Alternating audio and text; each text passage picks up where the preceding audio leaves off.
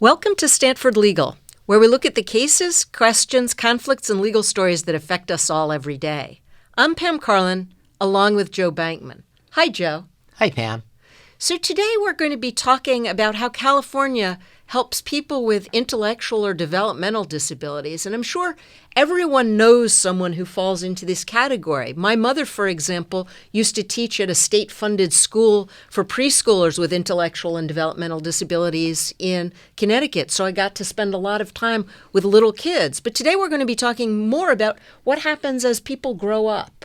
That's right. We're going to look at how the state of California helps those individuals, or should help them, and their families, of course. And we're lucky to have with us as one of our experts, Allison Marantz. Allison is a James and Nancy Kelso Professor of Law at Stanford, an economist as well as a lawyer, and of course our longtime colleague.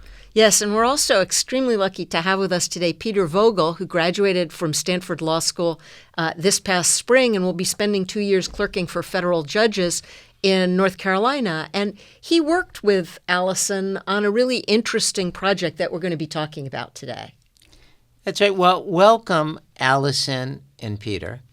Thank you for having us. Glad to be here.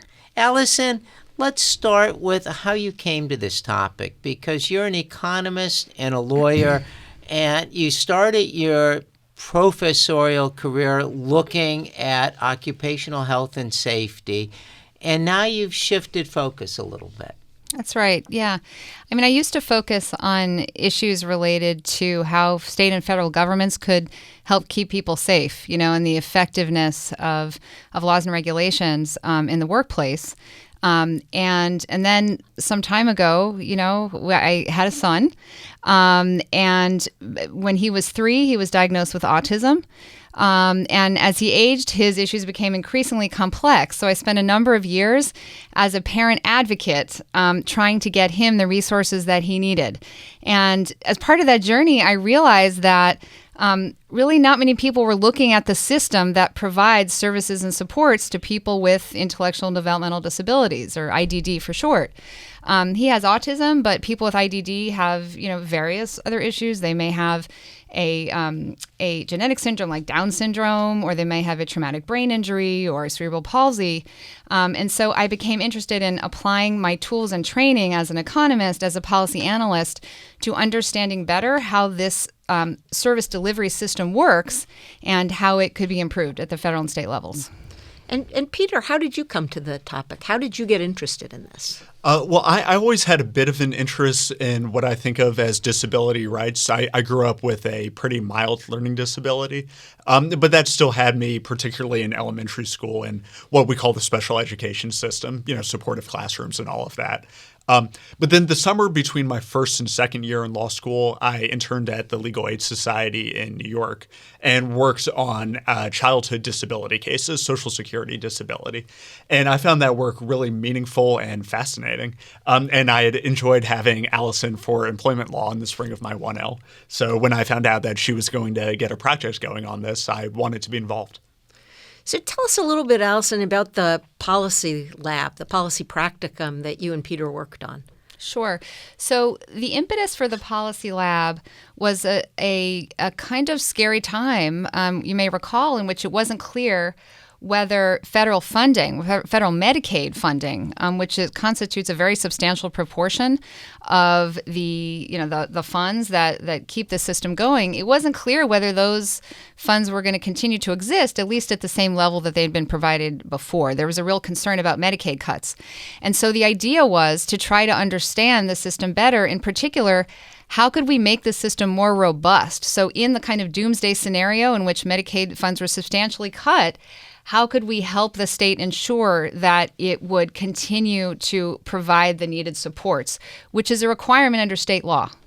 And policy labs, as some of our audience knows, because we frequently feature them on this show, policy labs take students and faculty, and you typically have a client, and you look at real-world policy implications. And what was the client for this lab?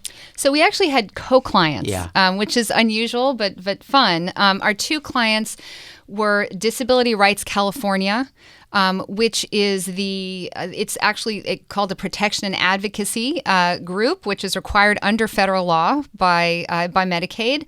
And they engage in a lot of important policy and advocacy work. As well, we worked with the State Council on Developmental Disabilities, who also exist, some version of them in every state. So they both serve important functions in the system, and we worked with both of them. So one of the things that's different about California from other states is the Lanterman Act. Could you explain to our listeners kind of what the Lanterman Act does? Sure.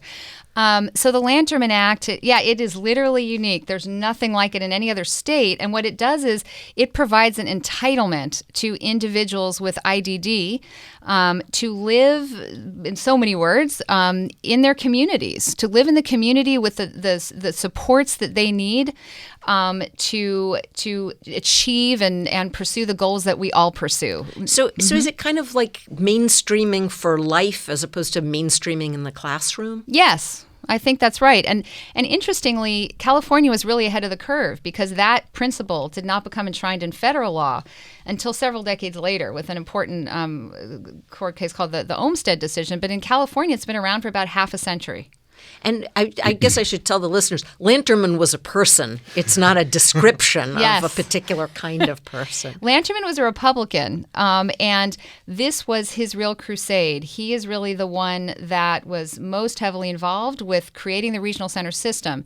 In addition to creating an entitlement, what makes the system unique is that it sets up a system whereby state money is provided to 21 private nonprofit agencies called regional centers. So they kind of serve in the place of state officials in allocating that money and sort of serving as brokers or intermediaries of these billions of dollars, that now it's billions of dollars that are allocated to the hundreds of thousands of people served by the system. So tell me how this works, Allison. Suppose my son, like your son, has autism and would qualify, or I'm not sure if he's going to qualify for these funds. Do I find my regional center? Are they the ones that are doling out the money? Right. So I should make clear, a lot of people, when they're young, a lot of kids are not served by regional centers because they might be fully served by their school district. Or even if they are clients of regional centers, they may not get much funding because, again, it's really, during the educational years, the school districts play the main role. So, but the way the process works is they would need to go to their regional center, and every place in the state is served by a regional center, and go through an evaluation process in which the regional center determines if they're sufficiently severely disabled to meet the relevant standard. If so, they have a process called an individualized person plan, an IPP, in which they figure out the bundle of services and supports that enables them to achieve their goals. This is Stanford Legal, and today we're talking with Peter Vogel and Allison Morantz about IDD in California, how we help individuals with intellectual or developmental disabilities. Joe? Allison, what you described sounds really complicated to me. You've got 23 private or kind of quasi-private public entities that are doling out what amounts to billions of dollars of funds. How do we keep track of it all and figure out if it's working? That's really challenging. I mean, so there's 21 regional centers, and figuring out whether they are really carrying out the goals of the Lanterman Act in a way that is enabling people to reach their full potential is enormously difficult because they have a series of annual contracts with the State Department that funds them. But they're also kind of regional monopolies. There's not a lot of competition in this system because each of them serves a particular catchment area, a particular section of the state. And we're not at a place yet where we have really good measures or ways of tracking success. Like, what does success mean? Does that mean how many people are employed? Does it mean how many people report that they're happy and that their needs are being met? So one of the challenges is to come up with meaningful outcome measures that can be tracked, across different places and over time. And the other challenge is in situations where regional centers are not doing a good job or we have concerns, what do we do about it? Again, there's not like another regional center that's bidding, that's sort of competing. And so it's hard to have meaningful accountability in this kind of system. And so that's part of the structural challenge, given the way the system is set up. So, Peter, tell us a little bit about what you did in the policy practicum. Well, the first part of the policy practicum was the fall of 2017, and really we were sort of getting off the ground with this project. This was something that was new to all of us, not to Allison, but to all of the students involved. And so we had these wonderful series of weekly dinners over at Allison's house where we would all come together and meet with a different stakeholder. It could be a consumer, which is what here in California we call someone who is receiving Lanterman Act services, someone who's advocating for themselves. It could be parents, representatives of the regional centers themselves, just to learn from them and to talk from them. So that was sort of one component of it. And then we just had to get started on research. And as we were just discussing, it's sort of hard to learn about this system. A lot of the information isn't available. Very little of this gets litigated. So we, for lawyers, the first place we go to learn about something is the case law. And there really isn't much in the way of case law on this. So a lot of the first few months of the practicum were us just sort of getting off the ground and learning about the system. And once you learned about the system, what surprised you?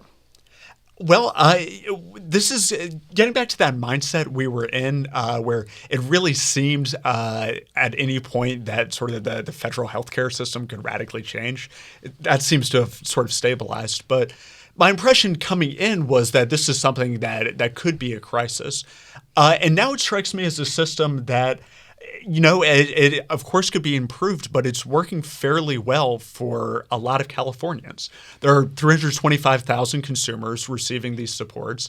And in a way, it almost seems like an encouraging example of government working for people. So tell us what the supports are. I mean, what is it that people get from the regional centers once they've gone through their evaluation and they've received the IPP? Right. So, I mean, the range of possible supports is huge. Every consumer is sort of entitled to what they need to live a integrated, successful life in the community, what that looks like for them. So, I mean, for some people, that can be job training to get them into the workforce.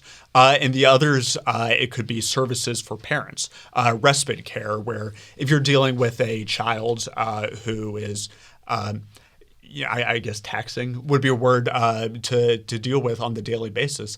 Something that parents really need is a break from that. And that's the service that the Lanterman Act can provide for families to give those firsthand caregivers an opportunity to go to the grocery store, go to work, do something else. So, I mean, really it's quite a range. Well, let me pick up on that, Peter. First of all, it's really nice to know. And I'm touched just hearing that we have the noble ideal, really, that we're trying to get hundreds of thousands of Californians a good life and their families a good life. How do we determine the balance? Allison, we were talking about that a little bit the other day because we got to figure out what a good life means and how much resources do we give. This is Stanford Legal, and today we're talking with Allison Morantz and Peter Vogel about California and how it helps people with intellectual and developmental disabilities. Allison? So I think the Lanterman Act itself doesn't provide any clear limiting principles about how we strike the balance. It has fairly lofty language, which is about, it doesn't use the word self-actualization, but it's as Peter was saying, it's fairly broad and individualized. This we know. So one of the things we tried to do in the policy lab by looking at the very scant case law, but the fairly copious administrative hearing decisions in this area, which has no precedential value. These are administrative law judges, but it's sort of what we've got. Even though a lot of it is unfortunately not publicly available, we looked at the ones that are publicly available and tried to discern some principles, about what are the limiting principles. And so we tried to glean from the case law the notion that you sort of have two sort of cost prudence, fiscal prudence, an idea that there is a limiting principle, that we can't, have unlimited funds because we don't have those available. And we tried to flesh out, really trying to tether it to the actual cases, again, what fiscal prudence looks like. And then on the other hand, to try to flesh out the notion of sort of choice and control and home preservation, and kind of which really tries to really encapsulate what the goals that the Lanterman Act is trying to achieve. So we tried to flesh that out. Thank you. I mean, we talked about people maybe in a group home, and there's a couple of staffers, and how does it work if some individuals would like to eat at different times, and some individuals would like to go out to eat, and some individuals would like help getting to the store? How is that managed, and what do the principles tell us about that? Well, we're at an interesting historical time right now because the federal government, the Centers for Medicare and Medicaid Services, issued regulations some years back, which, at least if interpreted very literally, require each person to have sort of unlimited flexibility over when they eat, where they go, when they go there, with whom they live, with whom they work. There aren't any really bright line limiting principles. And so I think one of the challenges for California, as well as all the states right now, is to figure out how to adhere to those rules, which are a prerequisite for continuing to access funds for home and community-based services, which are popularly known as sort of waiver funds. And so some of those questions are unsettled right now, and some of those questions are being worked out and asked and being sort of addressed in California as in other states. So we don't know the answers to some of those questions. So when you think about those questions, how do you think about the trade-offs? Because when you say, well, everybody should be able to work with whom they want, live with whom they want, and that sounds almost super idealistic because most people don't have the choice over when they eat. Somebody in the family decides when everybody eats, and you either eat then or you eat cold. Somebody decides, where you work. Most people don't have a choice with that. So tell me a little bit about how you think through those issues when it comes to people with IDD. Right. So I think, first of all, tethering, as you just mentioned, kind of tethering the standards to what is typical and trying to at least focus on bringing people with IDD to that level is a good place to start. In other words, in traditional group homes, people had a lot less choice over the sort of daily decisions that into their lives than other people do. So I think, the question, at least in the first phase, is how do you address the most severe, issues that look institutional, right? Because in the wake of the deinstitutionalization movement, if you have people moving to the community but with no more practical choice and control over their lives than they had before, simply living in kind of smaller settings with fewer people, then it's really kind of not an effective, it's not a meaningful improvement. So I think that's a place to start. We'll be back with more from our guests, Peter Vogel and Allison Morantz, talking about people with IDD in California next on Stanford Legal here on Sirius XM Insight 121.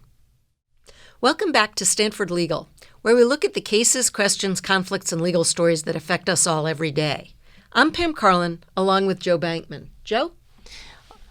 Pam, and I'm going to throw this to Allison. We started off this podcast talking about how you came to this as a scholar, Allison, and as of course, an activist or a stakeholder, and someone that just wants to improve the system. So what are you studying, and how is that tied to hopefully making things better? Well, there's two things I'd like to study that I think are really significant challenges facing our system in California, which I hope I have an opportunity to study. So one is the implementation of what's called the self-determination law, which is a potentially really transformative reform.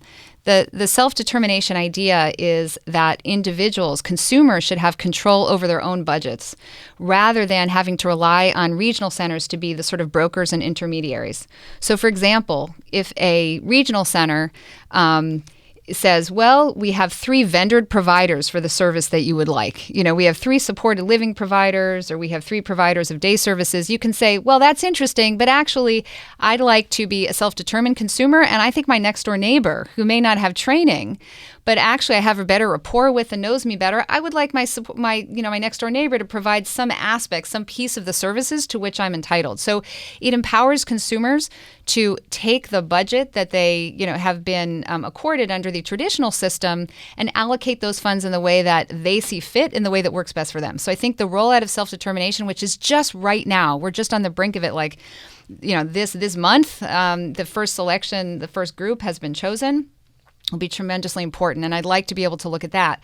The second really important issue is the significant disparities, racial and ethnic disparities that have existed for decades in the system. If you look at the ratios of the amount of money spent on white consumers versus Latinx consumers or African American consumers, they're really concerning disparities, even if you try to compare apples to apples and compare similarly situated consumers. This is a known problem.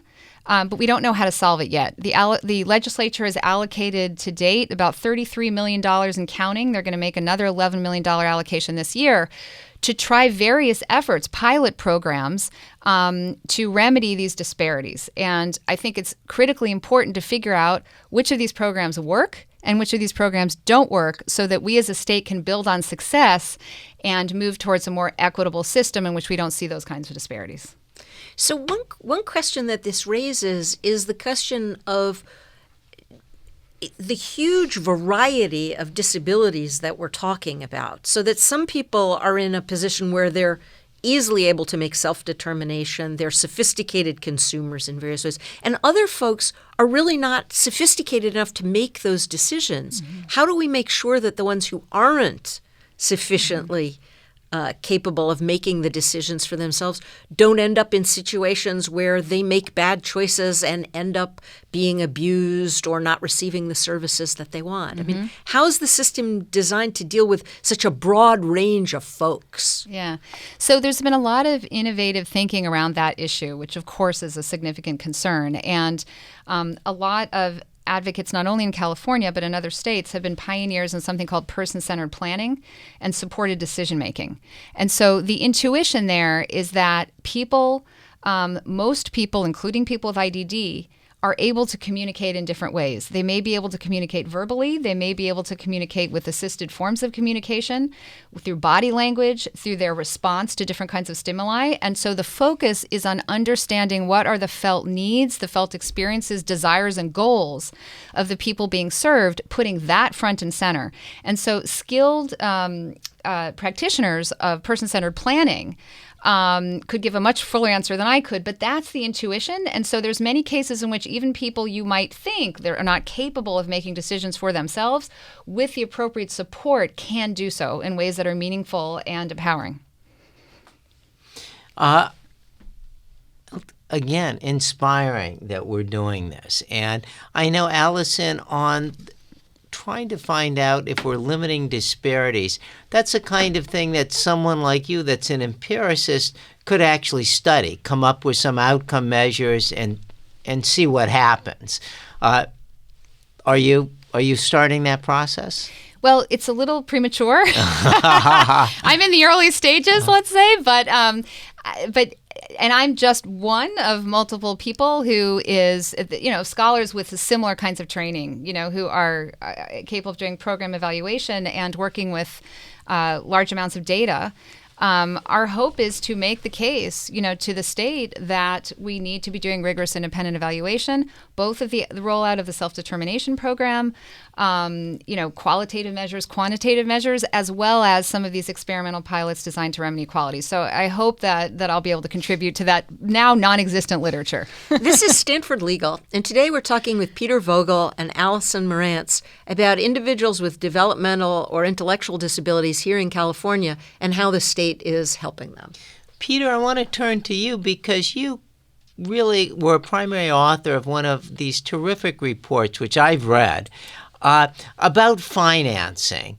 And it's stabilized somewhat, but talk to us a little bit about what some of the issues are there. Right. So one of the things I looked into is if we assume that the system is stable for now, which it is in part because of California's strong economy and the strong national economy, what could be potential drivers of costs in the future? What's going to make it more expensive to provide these services? And we identified approximately 10 of those sort of long-term cost drivers. One of the ones that most interested me is the changing profile of the consumer community in California in terms of what people are being diagnosed with. And we've seen over the last couple of decades a stable and, as far as I know, somewhat underexplained increase in the number of consumers who are diagnosed with autism. And autism is a much more expensive diagnosis than some of the other disabilities that the Lanterman Act exists to serve. So if that continues and a larger and larger percentage of the population has autism, that's going to be more expensive for California to provide services for. And the services, some of the services actually decrease costs overall because they enable people to live in the community and to work, right. And to work in jobs where they actually are paid above the minimum wage as opposed to the old kind of sheltered workshop system. So how do we think about spending the money to save money in a way? Well, the big story here is the long-term move away from institutionalization of people with developmental and intellectual disabilities. That's been going on for decades. And really the whole project here is getting people to live in the community. And that is, in general, much, much cheaper than having people in institutions. So that's the big picture right there. Mm-hmm. I mean, one small example of that is social recreational services were cut during the economic downturn of 2011. And social recreational services are critical because they lay sort of the groundwork for the soft skills, for the sort of socialization that's required in the workplace. So that's just one example of many situations when you can spend money to save money, because if people are contributing to the tax base, they're employed, that can be a significant source of cost savings. And that's really the goal of competitive integrated employment. Can you explain a little bit about competitive integrated employment, what you mean by that? Sure. So you mentioned before sheltered workshops.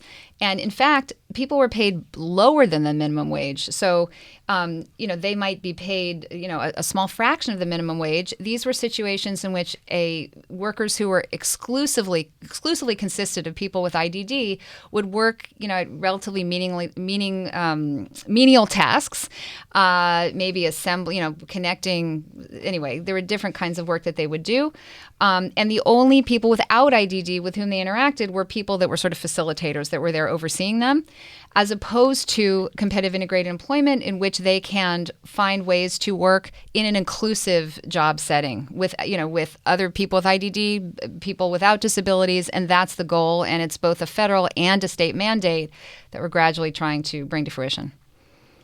Allison, I want to mention briefly the name of the center and the website that you've set up. Okay. Yeah. So it's kind of a mouthful. It's the Stanford Intellectual and Developmental Disabilities Law and Policy Project. So that's CIDLAP, SIDDLAPP, easier to say than to spell. And it is on the Stanford website. So. And if people just Google CIDLAP, and I tried that, and Stanford, they're going to find these reports and find a lot of great information. So in lieu of what we usually do here is I summarize what's going on.